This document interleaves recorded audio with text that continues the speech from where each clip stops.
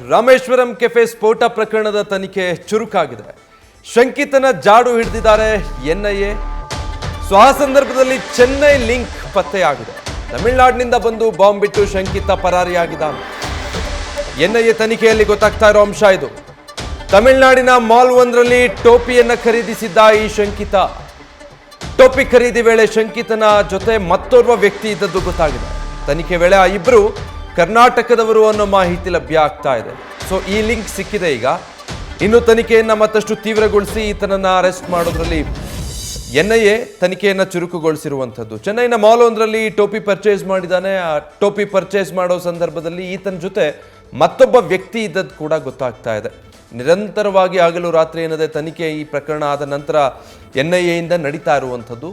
ಇದುವರೆಗೂ ಕೂಡ ಶಂಕಿತ ಇದ್ದಾನಲ್ಲ, ಎಷ್ಟು ದಾರಿ ತಪ್ಪಿಸೋ ಪ್ರಯತ್ನ ಮಾಡಿದ್ದಾನೆ ಅಂದರೆ, ಹಾಗಾಗಿಯೂ ಕೂಡ ಆತ ಎಲ್ಲೆಲ್ಲಿ ಓಡಾಟ ನಡೆಸಿದ್ದ, ಯಾವ ರೀತಿ ದಾರಿ ತಪ್ಪಿಸೋ ಪ್ರಯತ್ನ ಮಾಡಿದ್ದ, ಅದೆಲ್ಲವನ್ನು ಭೇದಿಸಿ ಈಗ ಆಲ್ಮೋಸ್ಟ್ ಬಹುತೇಕ ತನಿಖೆಯ ಕೊನೆ ಹಂತದೆಡೆಗೆ ಎನ್ಐಎ ಸಾಕ್ತಾ ಇದೆ ಅಂತ ಹೇಳಬಹುದು. ಎಲ್ಲಿಂದ ಆರಂಭ ಮಾಡಿದ್ದ ಈತ? ಕರ್ನಾಟಕಕ್ಕೆ ಬಂದಿದ್ದು ಚೆನ್ನೈಯಿಂದ. ಆತನ ಜೊತೆ ಇನ್ಯಾರಿದ್ರು, ಎಲ್ಲೆಲ್ಲಿ ಇಳಿದಿದ್ದ, ಓಡಾಟ ನಡೆಸಿದ್ದ, ಎಲ್ಲವನ್ನೂ ಹಂತ ಹಂತವಾಗಿ ಪತ್ತೆ ಹಚ್ಚಿ ಬಂದಿದ್ದಾರೆ. ತಮಿಳುನಾಡಿನ ಲಿಂಕ್ ಇಲ್ಲಿ ಪತ್ತೆಯಾಗ್ತಾ ಇದೆ. ಚೆನ್ನೈನ ಮಾಲ್ ಒಂದರಲ್ಲಿ ಈತನ ಜೊತೆಗೆ ಮತ್ತೊಬ್ಬ ವ್ಯಕ್ತಿಯ ಓಡಾಟ ಸೆರೆಯಾಗಿದೆ. ಮಾಲ್ ಒಂದರಲ್ಲಿ ಈತ ಟೋಪಿ ಪರ್ಚೇಸ್ ಮಾಡಿದ್ದಾನೆ. ಅದಾದಮೇಲೆ ಕರ್ನಾಟಕಕ್ಕೆ ಬೆಂಗಳೂರಿಗೆ ಬಂದು ಈ ರೀತಿ ಬ್ಲಾಸ್ಟ್ ಮಾಡಿದ್ದಾನೆ. ಬೆಂಗಳೂರಲ್ಲಿ ಬ್ಲಾಸ್ಟ್ ಆದ ನಂತರ ಈತನ ಚಲನವಲನ ಏನು ಅನ್ನೋದನ್ನು ಕೂಡ ಈಗಾಗಲೇ ಪೊಲೀಸರು ಮತ್ತು ಎನ್ಐಎ ಟೀಮ್ ಸಾಕಷ್ಟು ಪತ್ತೆ ಹಚ್ಚಿದೆ. ಅಲ್ಲೂ ಕೂಡ ಈತ ದಾರಿ ತಪ್ಪಿಸೋ ಸಾಕಷ್ಟು ಕೆಲಸ ಮಾಡಿದ್ದ. ಸ್ಫೋಟಕ್ಕೂ ಮುನ್ನ 2 ತಿಂಗಳು ಈ ತಮಿಳುನಾಡಿನಲ್ಲಿ ಉಳಿದಿದ್ದಂತೆ ಈ ಶಂಕಿತ. ಈ ಎಲ್ಲ ಮಾಹಿತಿಯನ್ನು ಕಲೆ ಹಾಕಿದ್ದಾರೆ. ಸ್ಫೋಟಕವನ್ನಿಟ್ಟಿದ್ದವನ ಜೊತೆ ಮತ್ತೊಬ್ಬ ಮೋಸ್ಟ್ ವಾಂಟೆಡ್ ಕೂಡ ಪತ್ತೆಯಾಗಿದ್ದಾನೆ. ಡೀಟೇಲ್ಸ್ ಕೊಡ್ತಾರೆ ನಮ್ಮ ಪ್ರತಿನಿಧಿ ಸಂದೇಶ್. ಸೊ ಸಂದೇಶ್, ಈಗ ತಮಿಳುನಾಡಿನ ಚೆನ್ನೈ ಲಿಂಕ್ ಪತ್ತೆಯಾಗಿದೆ. ಕರ್ನಾಟಕದವರೇನಾ ಅಥವಾ ತಮಿಳುನಾಡಿನಿಂದನೇ ಬಂದವರ? ಈತನ ಜೊತೆ ಇದ್ದ ಮತ್ತೊಬ್ಬ ವ್ಯಕ್ತಿ ಯಾರು? ಏನೆಲ್ಲ ಗೊತ್ತಾಗ್ತಾ ಇದೆ?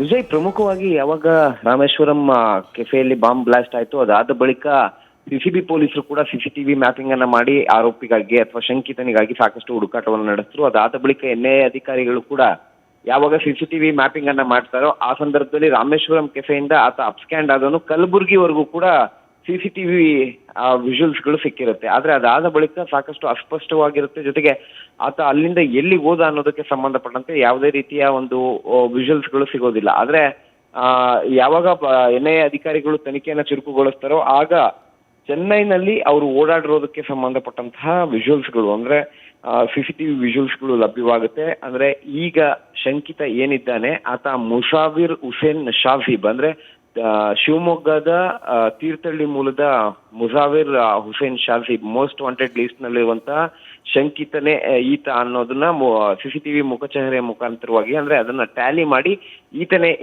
ಇರಬಹುದು ಅಂತೇಳಿ ಈಗಾಗಲೇ ಮಾಹಿತಿಯನ್ನ ಪಡೆದುಕೊಂಡಿದ್ದಾರೆ. ಹಾಗಾಗಿ ಈ ಚೆನ್ನೈನಲ್ಲೂ ಕೂಡ ಈಗಾಗಲೇ ಸಿಸಿಟಿವಿ ಫುಟೇಜಸ್ಗಳು ಈಗಾಗಲೇ ಸಿಕ್ಕಿರೋದ್ರಿಂದ ಆ ಫುಟೇಜಸ್ಗಳನ್ನ ಅಬ್ಸರ್ವ್ ಮಾಡಿದಂತ ಸಂದರ್ಭದಲ್ಲಿ ಈ ಮುಸಾವಿರ್ ಹುಸೇನ್ ಶಾಹಿಬ್ ಏನಿದ್ದಾನೆ ಈತ ಅಲ್ಲಿ ಮತ್ತೊಬ್ಬ ಮೋಸ್ಟ್ ವಾಂಟೆಡ್ ಏನು ಶಂಕಿತ ಇದ್ದಾನೆ ಆತನ ಜೊತೆಯಲ್ಲಿ ಭೇಟಿಯಾಗಿರೋದು ಕೂಡ ಕಂಡು ಬಂದಿರುವಂತದ್ದು. ಅಂದ್ರೆ ಅಬ್ದುಲ್ ಮತೀನ್ ತಾಹಾ ಏನಿದ್ದಾನೆ ಆ ತಾಹನ ಜೊತೆಯಲ್ಲಿ ಚೆನ್ನೈನ ಮಾಲ್ ಒಂದರಲ್ಲಿ ಇವರು ಹೋಗಿ ಶಾಪಿಂಗ್ ಮಾಡೋದಕ್ಕೆ ಸಂಬಂಧಪಟ್ಟಂತೆ ಮಾಹಿತಿ ಕೂಡ ಲಭ್ಯವಾಗಿದೆ. ಜೊತೆಗೆ ಕ್ಯಾಪ್ ಅನ್ನ ಅಂದ್ರೆ ಈ ಒಂದು ಕೃತ್ಯವನ್ನ ಎಸಗುವಂತ ಸಂದರ್ಭದಲ್ಲಿ ಧರಿಸಿದಂತಹ ಒಂದು ಟೋಪಿ ಏನಿದೆ ಆ ಟೋಪಿಯನ್ನ ಚೆನ್ನೈನ ಮಾಲ್ ನಲ್ಲಿ ಇವರು ಖರೀದಿ ಮಾಡಿರೋದಕ್ಕೆ ಸಂಬಂಧಪಟ್ಟಂತೆ ಸಿಸಿಟಿವಿ ಕೂಡ ಈಗಾಗಲೇ ಲಭ್ಯವಾಗಿದೆ.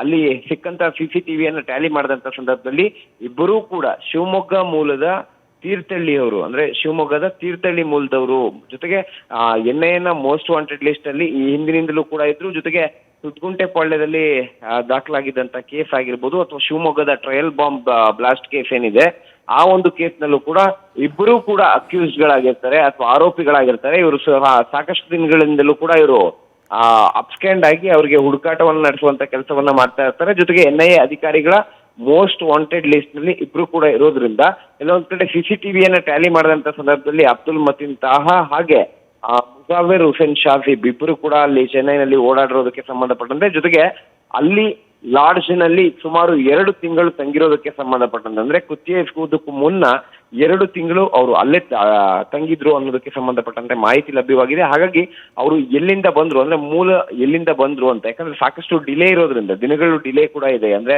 ಇವರು ಯಾವತ್ತು ಬಂದ್ರು, ಜೊತೆಗೆ ಯಾವತ್ತು ಓಡಾಡಿದ್ದಾರೆ ಅದೆರಡಕ್ಕೂ ಕೂಡ, ಅಥವಾ NIA ಅಧಿಕಾರಿಗಳು CCTV ಚೆಕ್ ಮಾಡೋದಕ್ಕೂ ಕೂಡ ಸಾಕಷ್ಟು ಡಿಲೇ ಇರೋದ್ರಿಂದ ಅವ್ರು ಎಲ್ಲಿಂದ ಬಂದ್ರು ಅನ್ನೋದಕ್ಕೆ ಸಂಬಂಧಪಟ್ಟಂತೆ ಕಂಪ್ಲೀಟ್ CCTV ಮ್ಯಾಪಿಂಗ್ ಅನ್ನ ಮಾಡುವಂತ ಕೆಲಸವನ್ನ NIA ಅಧಿಕಾರಿಗಳು ಈಗಾಗಲೇ ಮಾಡ್ತಾ ಇದ್ದಾರೆ. Vijay, thank you Sandesh. News First ನಿರ್ಭೀತಿಯಿಂದ ನಿಮ್ಮ ಪರವಾಗಿ.